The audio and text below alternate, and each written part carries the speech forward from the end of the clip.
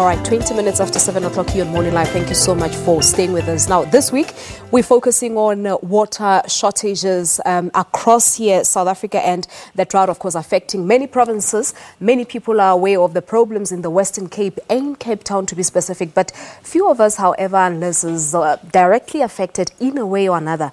And we might not even be aware of what is happening in the rest of the country. On Monday, we looked at the Eastern Cape and the dire drought there with Butterworth basically on zero. Today we're highlighting KwaZulu-Natal province, where water restrictions have been experienced and some communities go without water for a week or more. But to find out more as to how things are looking, we cross live to our reporter Mlungisi Khumalo, who is in KwaNdengezi this morning, just outside Durban. I know that you're standing with one of the community leaders in that area, Mlungisi, but paint us a picture as to how bad or dire the situation is.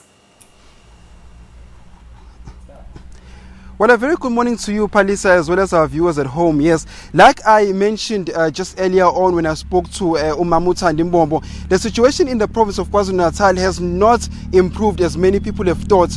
Now, you'll also remember that last year the Umgeni Water Board released a statement saying that in order for the water situation to improve in KwaZulu-Natal, we would need at least proper torrential rainfall in the province of KwaZulu-Natal in the first quarter of 2018.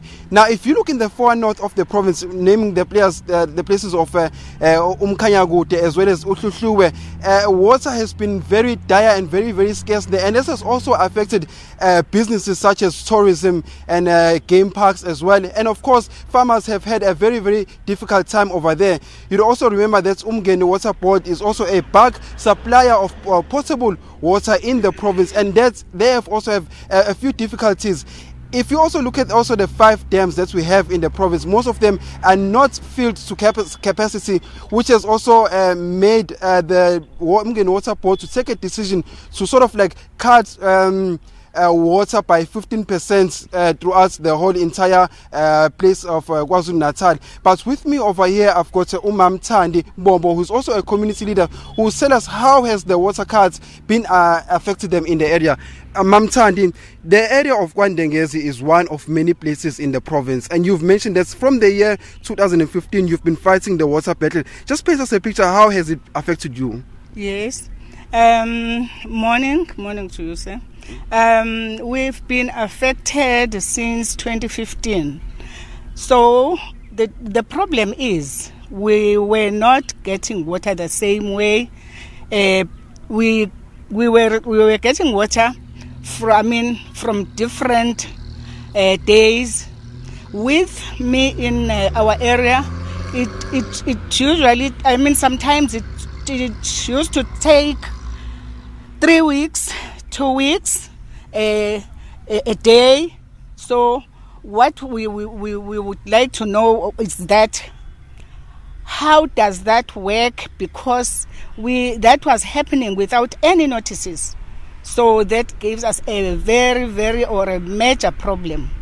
Gives us a major problem. Yes, Mamthandi, we also hear that government was rationing water and cutting water by 15%, and also telling residents of its own municipality as well, so slow down. But you are saying that your water has been cut for the last 3 weeks without any notification.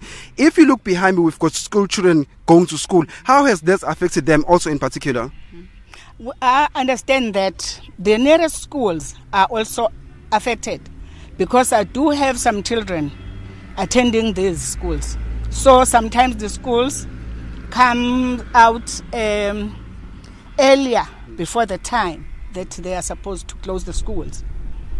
I also know that we've got a school just right behind me, 2 minutes away, where you say some of the parents are quite adamant into taking their children there to go and register. Why is that?